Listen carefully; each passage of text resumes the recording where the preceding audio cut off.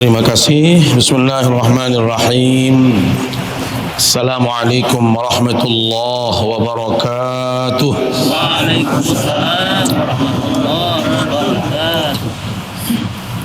Innal hamdalillah nahmaduhu wa nasta'inuhu wa nastaghfiruh wa na'udzu billahi min shururi anfusina wa min sayyiati a'malina. من يهده الله فلا مضل له ومن يضلل فلا هادي له أشهد أن لا إله إلا الله وأشهد أن محمدا عبده ورسوله اللهم صل وسلم وبارك على سيدنا محمد وعلى آله وصحبه أجمعين أما بعد. Yang tiang hormati dan muliakan para alim ulama, para tokoh agama, tokoh masyarakat.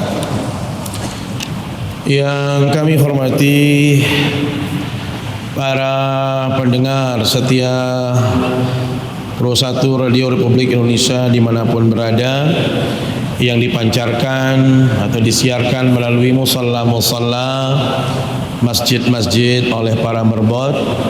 Tentunya kami berterima kasih, mudah-mudahan ini menjadi amal jariah kita semua. Singkatnya, hadirin hadirat jamaah salat subuh yang dimuliakan Allah Subhanahu wa taala. Mengawali kajian ini, saya ingin mengajak kita semua untuk kita selalu bersyukur kehadirat Allah Subhanahu wa taala. Karena kita yang hadir di sini merasakan begitu banyak kenikmatan yang Allah berikan kepada kita semua. Nikmatnya beribadah, nikmatnya melakukan amal saleh, nikmatnya melakukan kebaikan, atau yang biasa dikenal dengan halawatut ta'ah, indahnya ketaatan. Ini adalah nikmat yang sangat besar yang Allah berikan kepada kita semua. Walaupun saat ini kalau kita petakan bagian-bagian dari bulan suci Ramadan, Allah, saat ini kita sudah memasuki fase final. Kalau orang berlomba, Allah, penentuannya saat ini. Ibaratnya di awal kemarin itu, Allah, adalah babak penyisihan. Namanya banyak di babak penyisihan itu biasanya pesertanya banyak sekali. Ya, lomba dibuka, hadiahnya ini misalnya, semua orang mendaftar. Tahapan berikutnya menjadi per-8 final, per-4 final, kira-kira begitu kalau Liga Champion itu. Maka saat ini kita sudah berada di masa-masa final. Sehingga siapa yang benar-benar bertahan di masa-masa seperti ini, maka dialah yang akan menjadi pemenangnya dan berhak mendapatkan hadiah Lailatul Qadar. Dan lebih lagi daripada itu, Allah, dia akan mendapatkan ampunan dari Allah Subhanahu wa taala. Maka bersyukurlah Bapak Ibu kita yang hadir di sini. Tidak semua orang, walaupun dia tahu ini adalah momen-momen final, masa-masa penentuan, belum tentu semua orang bisa tergerak hatinya untuk melakukan ibadah.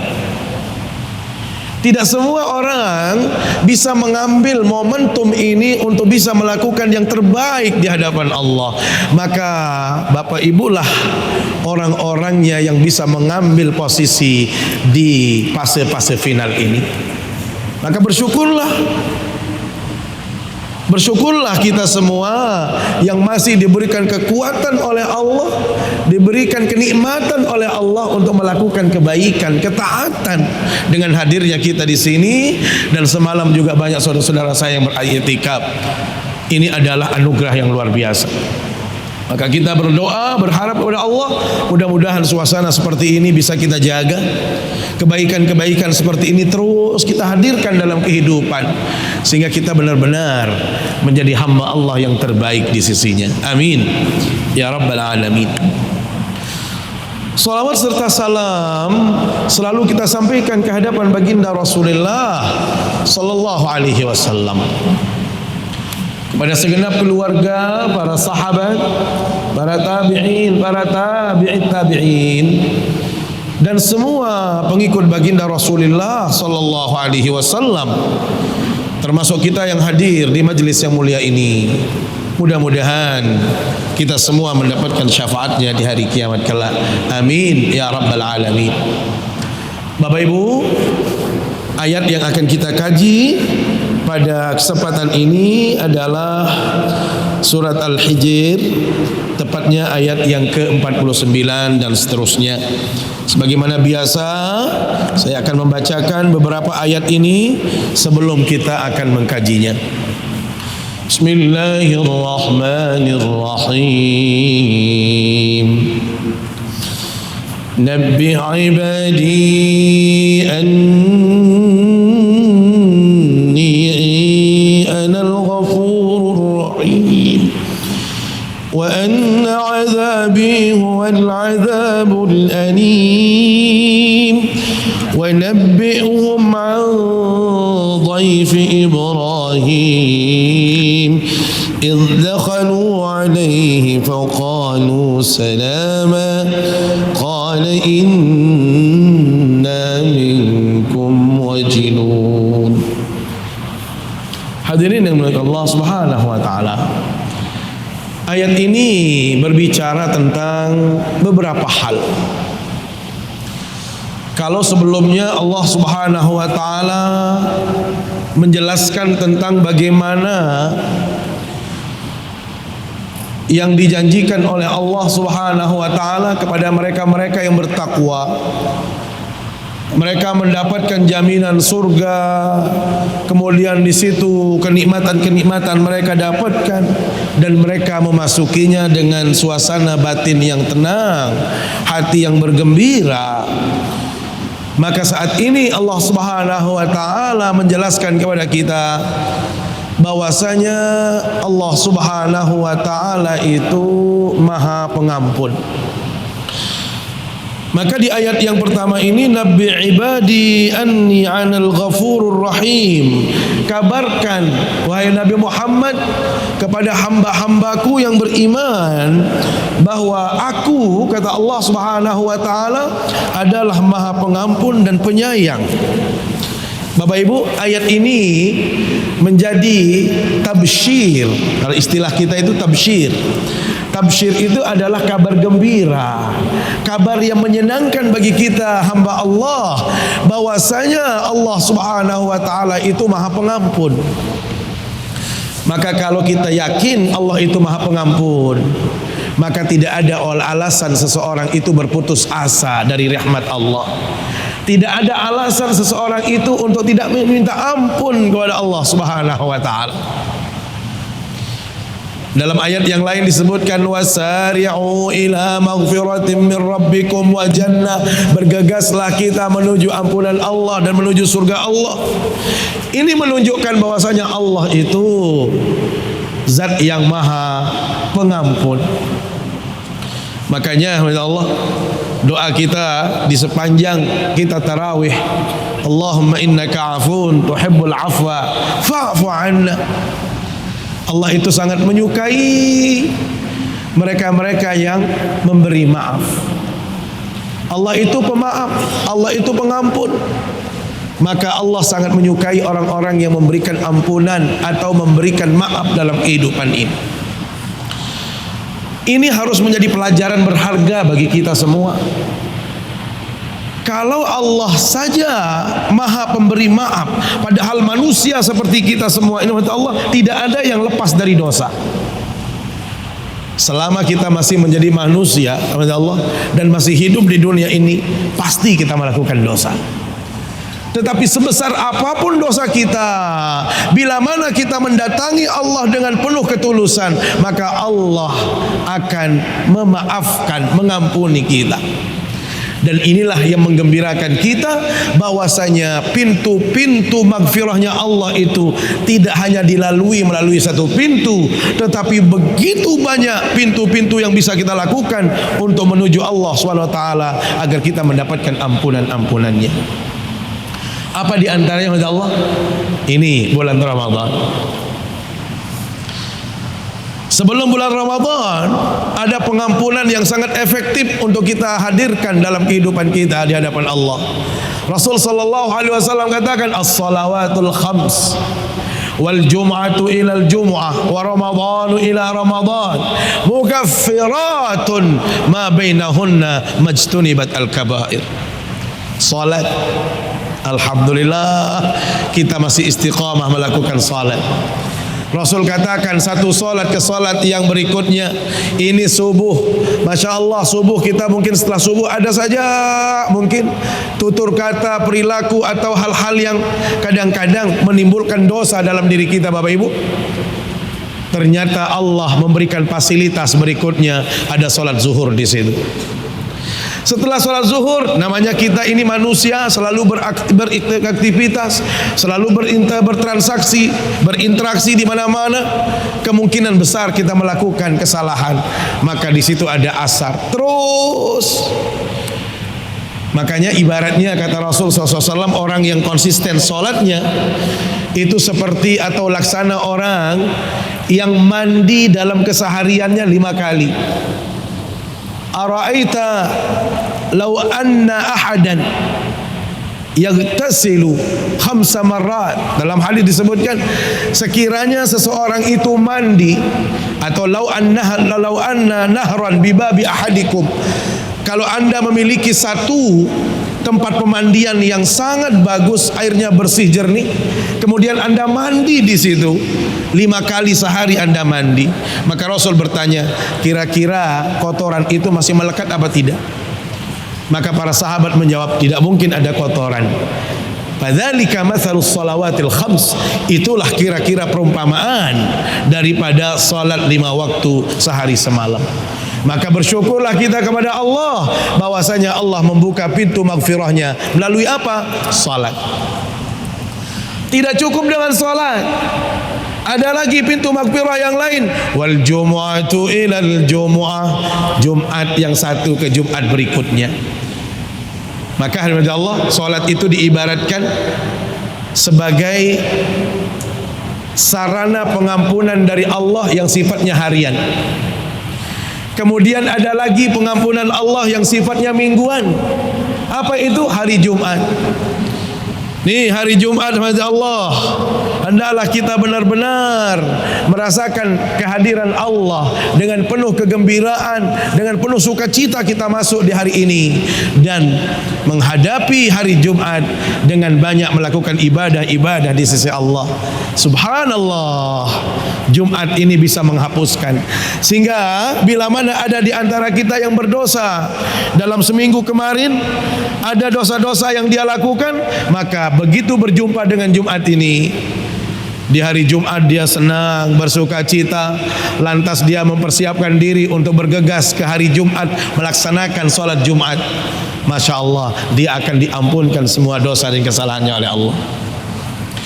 Tidak cukup dengan mingguan, kata Allah, ada lagi media kita untuk mendapatkan maghfirah Allah.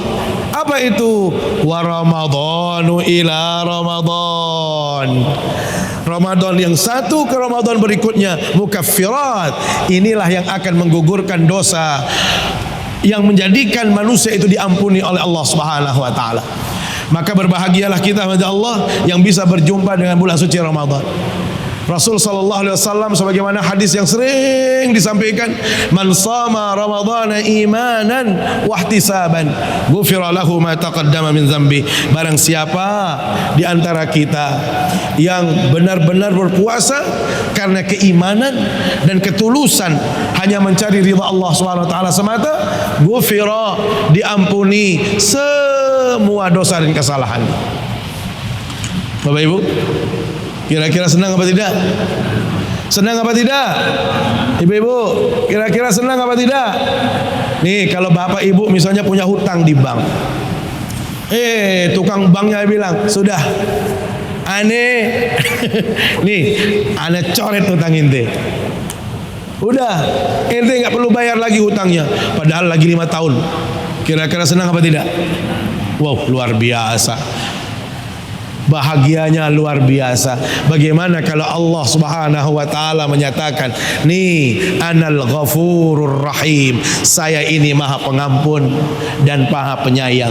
Sehingga sebesar apapun dosa kita kepada Allah, bila mana kita tulus menghadap Allah, bila mana kita minta ampun kepada Allah, maka Allah akan membukakan pintu ampunannya kepada kita. Ini di antara cara kita untuk bisa diampunkan dosa kita oleh Allah SWT. Kemudian cara lain kepada Allah, perbanyaklah istighfar. Dalam surat Nuh Allah SWT katakan, faqultu astaghfiru rabbakum innahu kana ghaffara. Dan aku mengatakan, istighfar kamu, minta ampun kamu kepada Allah. Sesungguhnya Allah itu Maha Pengampun.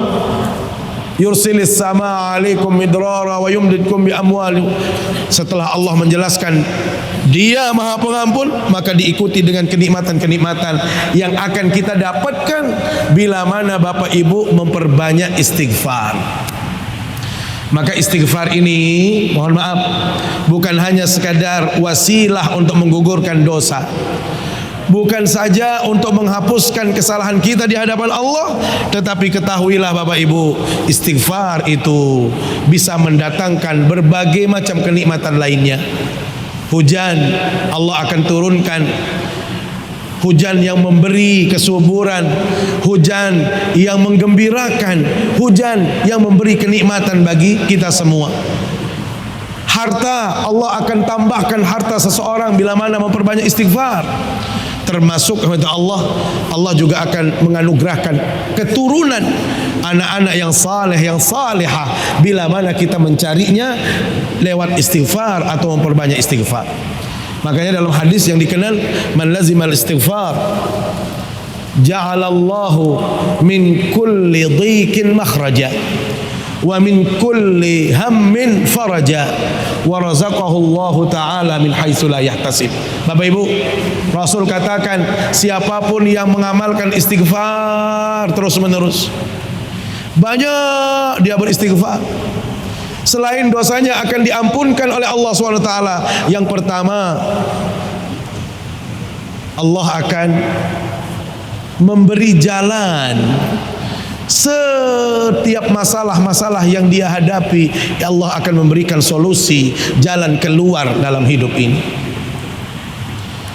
Setiap kesusahan yang dia alami saat ini, maka Allah akan memudahkan, membukakan jalan untuk bisa dimudahkan untuk keluar dari masalah yang dihadapi. Dan yang paling penting lagi, wa razaqahullahu ta'ala min haitsu la yahtasib. Allah berkenan menganugerahkan kepada orang yang memperbanyak istighfar tadi rezeki dari jalan yang dia tidak pernah sangka-sangka saat ini. Subhanallah. Ini yang Allah, indahnya kita beristighfar. Makanya tadi disebutkan, Nabi ibadi anal ghafur. Beritahukan kepada hamba-hambaku, wahai Nabi Muhammad, saya ini Maha Pengampun, kata Allah SWT. Kapan? Bila mana kita minta ampun dengan memperbanyak istighfar kepadanya. Kemudian cara lain kata Allah, selain beribadah seperti sholat, puasa, Jumat dan lain sebagainya, kemudian istighfar, cara yang paling efektif lagi adalah bertaubatlah kita kepada Allah Subhanahu wa taala. Ya ayyuhalladzina amanu tubu ila Allahi taubatan nasuha asa rabbukum ayyukaffira ankum sayyiatikum. Wahai orang-orang beriman, kata Allah, bergegaslah kamu menuju ampunan Allah. Bertaubatlah Bapak Ibu. Ini adalah momentum yang terbaik dalam kehidupan manusia. Tidak ada jaminan tahun depan kita bisa berjumpa dengan bulan suci Ramadan. Kalau saat ini kita masih kurang, tidak ada semangat, tidak ada keistiqomahan di dalam melakukan ibadah, saya khawatir selepas kita dari bulan Ramadan ini tidak ada fasilitas yang bisa kita gunakan, tidak ada ruang yang bisa kita gunakan untuk mendapatkan pahala berlimpah, ampunan yang terus menerus datang dari Allah Subhanahu wa taala. Sering saya mengajak kita semua evaluasi, Allah. Selalu saya mengajak jamaah untuk muhasabah. Coba kita sekarang muhasabah. Bapak Ibu, Rasul sallallahu alaihi wasallam memberikan gambaran tentang umur manusia. A'maru ummati baina 60 ila 70. Umur kebanyakan manusia itu berkisar antara 60 sampai 70 tahun. Wa qalilun man yajuzu dzalik. Kalau ada orang yang lebih dari 70 bisa dihitung dengan jari jemari. Pak Jilham, sekarang berapa usianya? Berapa? 59. Ini contoh Rasul memberikan isyarat umur orang itu di dunia berkisar 60 sampai 70. Berarti Pak Haji Ilham tinggal 1 tahun. Hati-hati Pak Haji Ilham. Pak Sulman berapa? Antum berapa? Kali 10 tahun berarti. Alhamdulillah.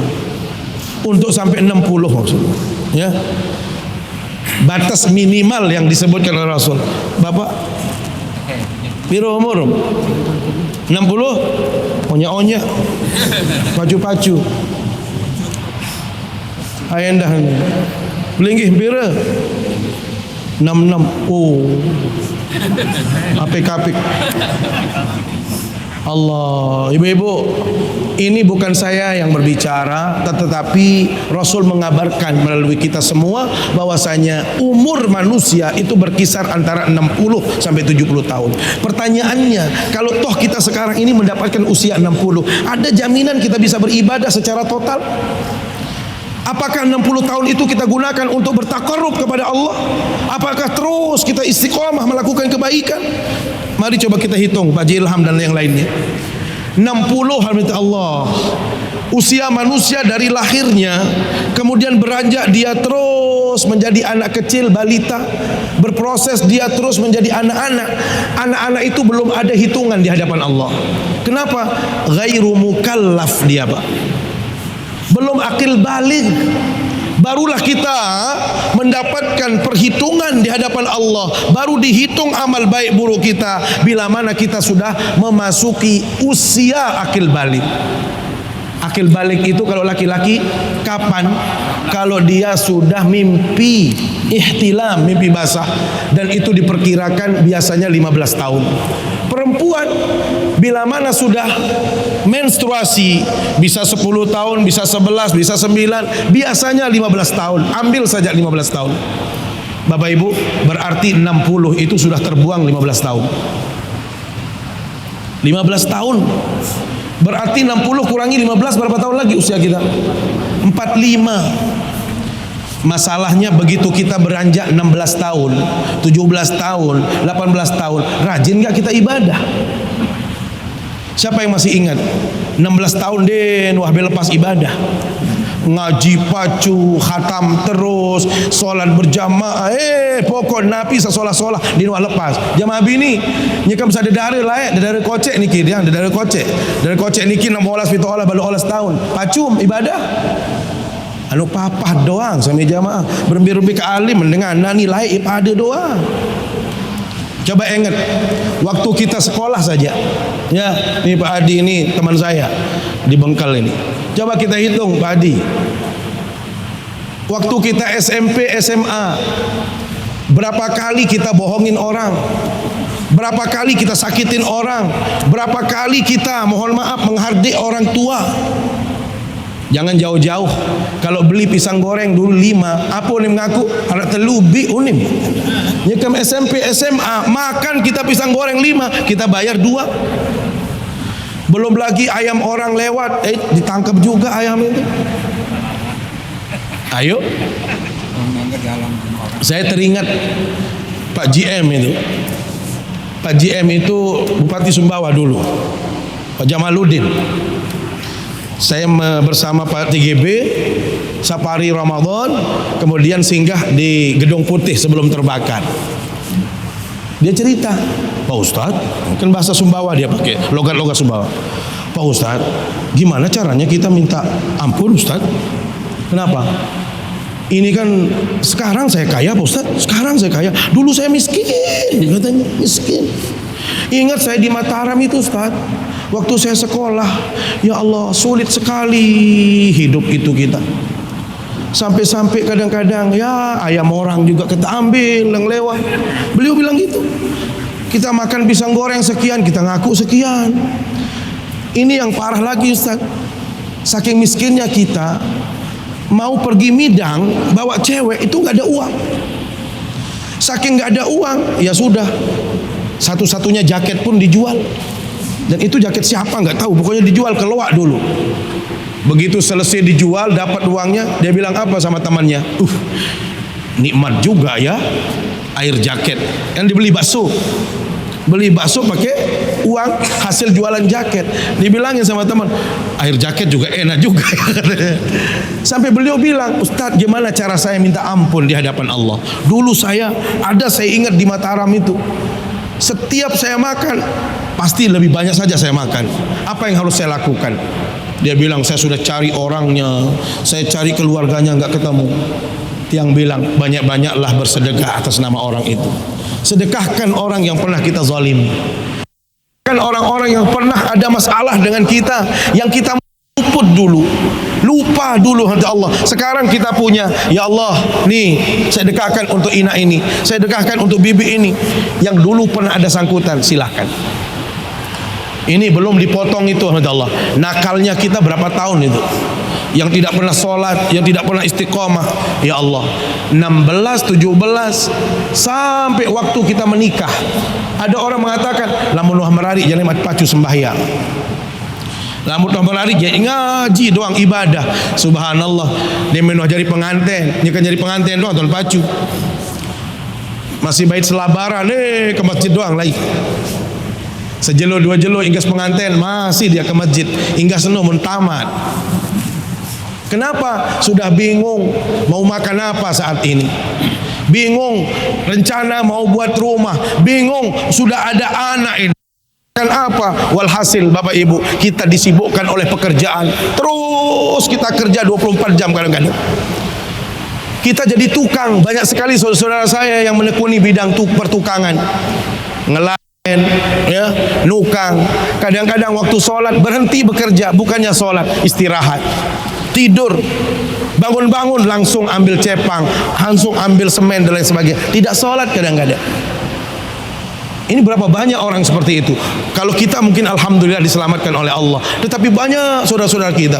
Coba Kak Adi yang di bengkel itu dipastikan itu sholat apa enggak dia. Jangan hanya mohon maaf, oh selesai proyek bosnya oke. Pastikan fasilitas sholat itu ada. Bahkan kalau perlu kasih waktu, nih istirahat untuk sholat. Saya nggak mau tahu. Yang lainnya juga demikian kata Allah. Ini maksud saya. Oke, kadang-kadang ibu, bapak, kita bilang nanti dah kalau anak-anak besar kita akan ngaji terus, mau ibadah yang fokus. Punya anak, ya Allah, mulai kita repot. Yang tadinya kita mau wirid panjang-panjang, mau zikir agak tenang, unin anak, payu. Coba anak borong zikir, borong tasbih, borong istighfar yang banyak tadi. Lihat. Kemudian apa? Kita bilang apa? Besok kalau anak-anak sudah besar, nih kalau anak-anak sudah menikah, insya Allah tinggal kita pergi berdua, kata suami istri. Mau kemana? Mau ke Islamic Center mau ngaji. Masya Allah, syukur. Begitu dikasih tahu punya cucu, alhamdulillah. Hebatnya anak sekarang. Begitu punya anak, dia bekerja, dia datangin lagi bapaknya, ibunya. Bu, nih, Baim, nih, urus cucu ini, urus sekarang. Searan dengan demen berdua bayi sama jamaah. Ya nasa diriin. Wah toa, wah ompong gigin. Samula lebih banyak dia zikir, lebih banyak takarrub, lebih banyak ibadah. Ini saya berdua bayi nih. Wah rata-rata berdua bayi doang nih. Ada doang. Unin bayi, bayi. Wayat ajuk masjid, bayi kita nangis, oh bayi borong juk masjid, sila. Berapa banyak di antara kita seperti itu. Terus kapan kita mau fokus beribadah kepada Allah? Karena itu kalau kita tidak benar-benar memanfaatkan momen yang baik ini untuk kita beribadah kepada Allah, rugi kita kepada Allah, sangat merugi kita. Tetapi walaupun demikian, ingat, inilah kabar gembira bagi kita semua. Apa itu? Inni anal ghafurur rahim. Saya mohon memberi ampunan. Saya ini maha pengampun, kata Allah. Kapan? Kalau kita minta ampun kepada Allah. Terutama dengan apa? Bertaubat. Makanya alhamdulillah Allah, kalau kita merasa salah, dan pasti kita salah, sering-sering datang kepada Allah, bertaubat kepada Allah. Bagaimana caranya? Satu, al-iqla' anil ma'siyah, berhenti dari dosa yang sering kita lakukan. Yang kedua, an yandama ala fi'liha, ada semacam penyesalan bahwasanya bapak ibu selama ini sering melakukan kesalahan. Yang ketiga, an ya'zima fi nafsihi alla ya'uda ilaiha abadan, ada komitmen untuk tidak mengulangi dosa yang sama di kemudian hari. Bapak ibu, kalau itu yang kita lakukan, Allah membukakan pintu maafnya, ampunannya kepada kita. Pertanyaannya, apakah semua dosa bisa dilalui dengan taubat seperti ini? Tidak. Taubat yang saya katakan tadi itu hanya dosa yang kaitannya dengan Allah. Sehingga kalau dosa kita dengan Allah, pertaubatannya hanya melalui 3 proses. Tetapi berbeda dengan dosa sesama manusia, dosa dengan teman, dosa dengan kolega, dosa dengan anak buah. Kalau urusannya dosa dengan sesama manusia, barulah diterima taubat kita kalau menghadirkan 4 syarat. Beliau antelu ke jempat 4. Bemodokan berarti minta ampun ujuk nenek apa kanci batur.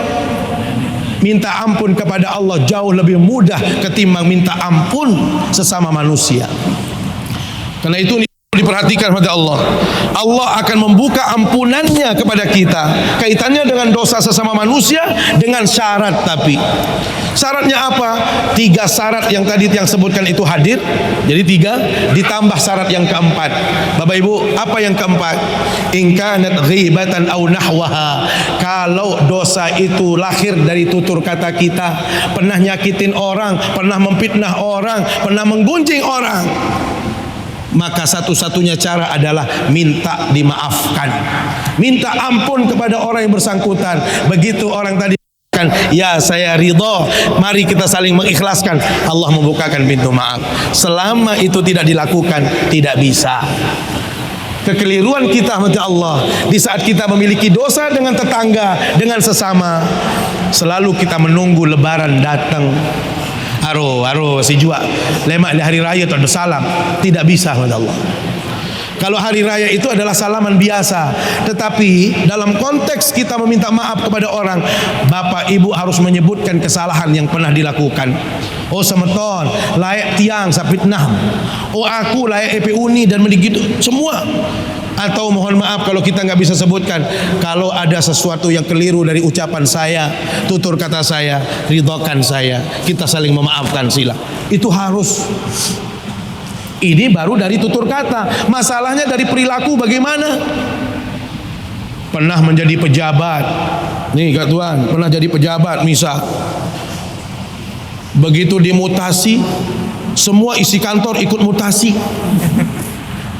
Meja kantor balik lain, kaca-kaca balik ina-ina, onya dendek demen kelebet terjuang si semama masa pejabat barang kantor ni mun seru kemas be semama ni mulai hebat mesti dia selapu apa arak doang camoh senang. Padahal ingat, milik umat adalah tetap milik umat, kantor itu adalah milik umat. Maka jangan sampai begitu kita mutasi, semua barang-barang kantor kita bawa mutasi sampai ke rumah. Itu namanya dosa. Dan dosa seperti ini tidak bisa dimaafkan oleh Allah. Walaupun sholat, walaupun puasa, walaupun berzakat sekalipun. Bagaimana cara diampunkan oleh Allah? Tulakangan malik barang sawat baik, taruh lagi di tempat semula, barulah kita minta ampun kepada Allah, maka diterima. Ini yang kedua, sedikit saja. Barulah ayat berikutnya, ketahuilah di satu sisi Allah SWT Maha Pengampun, berikutnya wa anna azabi huwal adzabul alim. Sisi lain Allah juga punya azab yang pedih bila mana kita jauh dari Allah, bila mana kita tidak patuh kepada Allah, bila mana kita tidak mengindahkan perintah-perintahnya. Berikutnya kata Allah, wa nabbi'hum an dhaifi Ibrahim. Beritahukan wahai Nabi Muhammad tentang Nabi Ibrahim, tamunya Nabi Ibrahim. Bapak Ibu, Nabi Ibrahim ini dikenal dengan Khalilullah, kekasih Allah. Disebutkan dalam hadis kenapa beliau dikatakan Khalilullah. Selain karena beliau taat, tidak pernah syirik kepada Allah, melaksanakan perintah Allah. Ini yang ketiga kata Allah, Nabi Ibrahim itu paling senang didatangi oleh tamu. Paling senang beliau kalau kedatangan tamu. Bahkan Imam Ghazali dalam kitab Ihya mengatakan apa? Beliau sengaja sogol 1 mil 2 mil pira kilo jaga 1 mil niki dia untuk siapa? Untuk mencari orang supaya ada yang datang ke rumahnya. Arak dengan barang menu semua. Kalau kita mau seperti itu, Bu, lamun datang tamu doang mulai penang. Apa setiasatun, apa yang sungguhan. Apalagi kalau dia datang bulan puasa, wah jam 5 hamati Allah, selapu apa beruni, piring-piring tong teng, ada sakembe, ada narulik.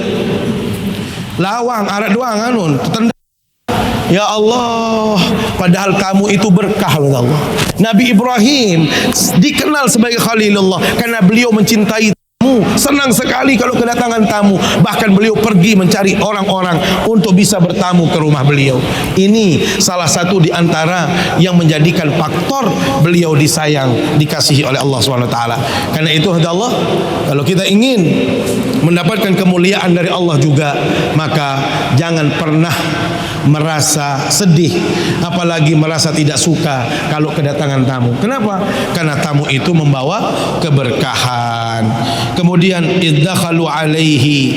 Nah, Nabi Ibrahim itu karena sering dapat tamu, maka saking banyaknya tamu itu kata Allah, beliau itu tidak pernah merasa gusar, tidak pernah merasa khawatir.